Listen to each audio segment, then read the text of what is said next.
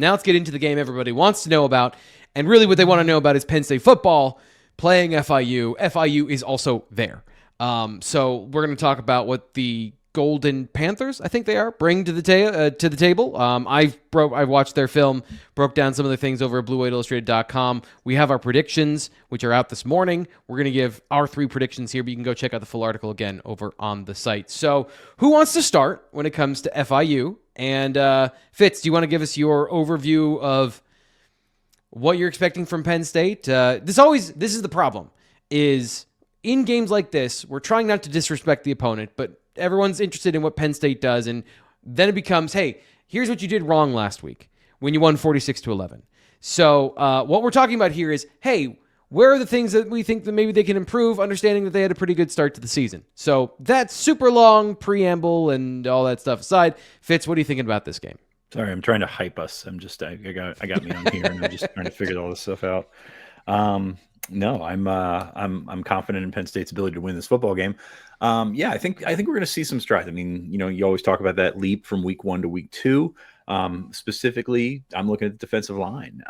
Those guys are going to have to grow up, and it's all about part of the building that part of the story to September 27th, and how much can these guys learn and put into process. When we talked to Deion Barnes a couple of weeks ago about Chaz Coleman, he talked about self-correcting and being able to make the changes on the fly, basically in preseason practice, which is incredibly rare for a true freshman to do so.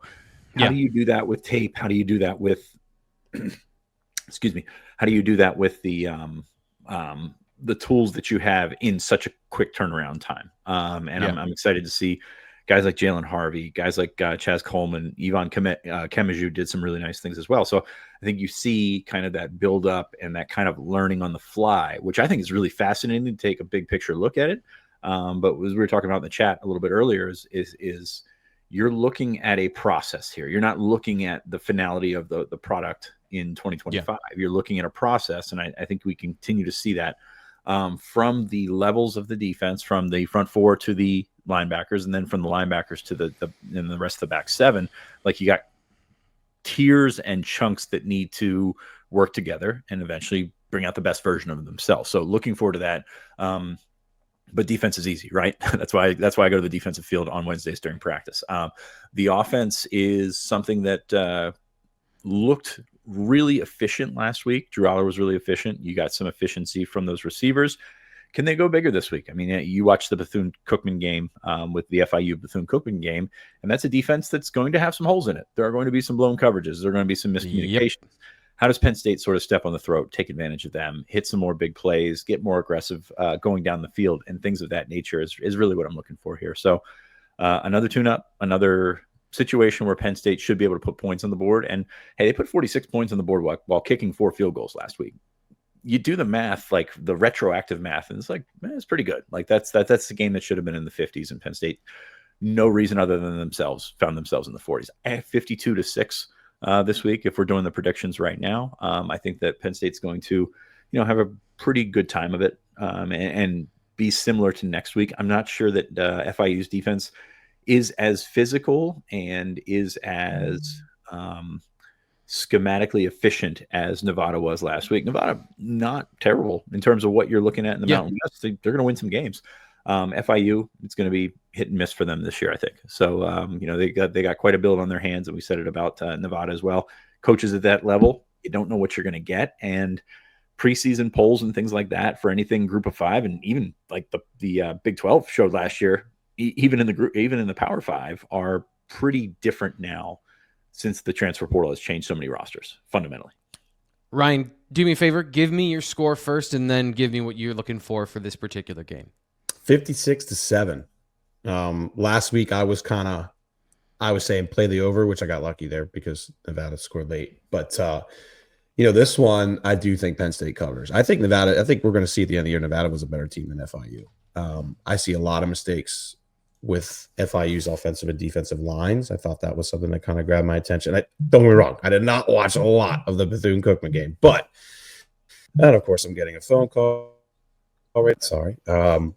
But I mean, there's a lot to work on there with FIU at the moment. I think the main thing is, like, Keon Jenkins is a good quarterback, right? I think he was at Conference USA Player of the Year. Guy throws a ton of picks though. 11 his first year, Yeah. 8 last year. Against Arkansas, he threw 2 picks. He threw another pick against Indiana. Penn State obviously had multiple turnovers last week. And I think that's going to be another storyline in this game. They have some talent, yes, but I don't think they have the guys in the trenches, to keep Penn State, punting the ball, for example. I do think we'll see a punt this week, maybe, but I don't think we're going to see a whole lot of that. I expect Giroux to be efficient. I expect the backups to play more in this one. I think Penn State gets off to a faster start, a bigger spread, and then Grunkmeyer, who I thought we saw some really nice throws from last week, some good confidence in the pocket as well.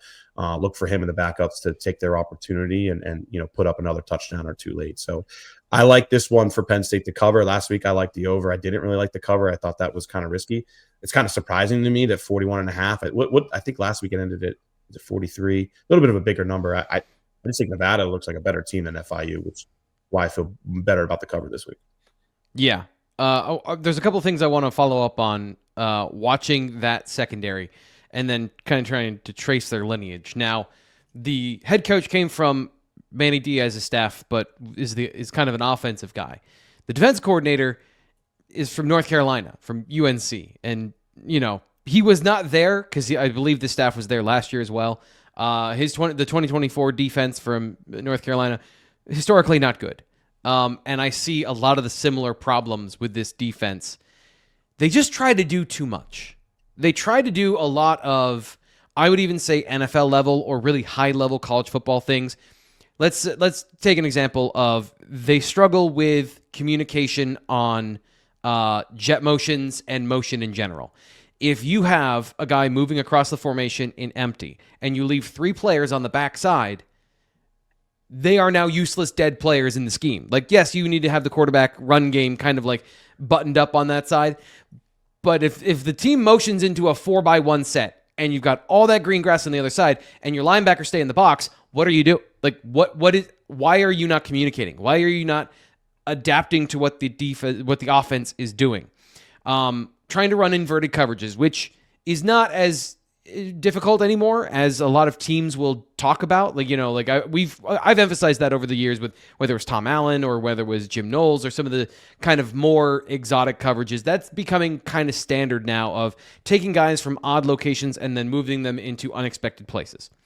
But if you're doing that, again, you have to be aware of what the offense is doing. And these are kind of structural things that I don't understand. So again, where are the threats on the field and how are you accounting for them? If you got 3 receivers to one side and you vacate a defender into the deep half and you don't replace him, or you're expecting a linebacker to replace him from 15 yards away, how are you expecting that to go well?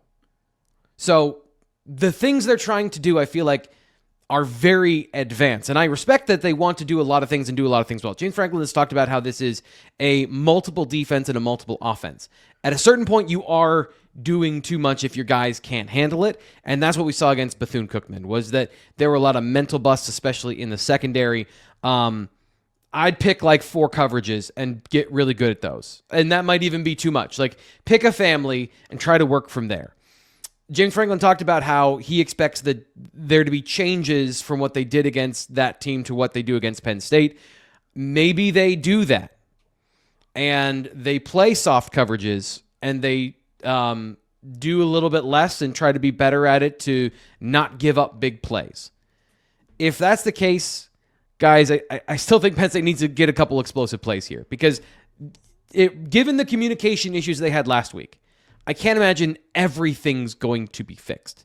So would you prefer catch and run big plays for explosive yards, or do they have to be over-the-top touchdowns, 40-plus yards, air ball from Aller to Trevor Pena for a touchdown? When we're talking about, now we're getting into, as you mentioned last week, I want to see the passing offense be efficient. Oh, no, now I want big plays. Now, what type of big plays do you think it has to be for this to be the proper performance from Penn State against FIU? Oh, what a question. Let's see him go over the top. I mean, just throw it down there, right? That's what. Chuck it deep. Just chuck it. Just chuck it deep. No, I mean it's tough because I'd love to see, like, what were we saying all offseason about what this receiver room lacked was guys the ability to make a play after the catch and get upfield and make plays after that. Well, that's great. If it happens because guys can't tackle, or the opposition can't tackle, it kind of wears some of the shine off of that, right? And Penn State's going to have to push the ball down the field at some point. You know Drew has a strong arm. You also know that he's missed a lot of those shots before. So how do you get him to take those shots, hit those shots, and get comfortable doing so in an atmosphere? It's not about FIU. It's about the atmosphere. It's about going in a big stadium with, I wrote it yesterday about Amari Campbell. Campbell's used to playing in front of 50,000 people. Now you double that. Like, that's kind of a big deal for a lot of these guys to figure out how to make it work and how to do it under the lights. It's a noon kick, but under the lights, and sort of go with that. So yeah, I'd love to see them push the ball down the field. I'd love to see them do that. I'd love to see a guy that has somebody that's trailing him.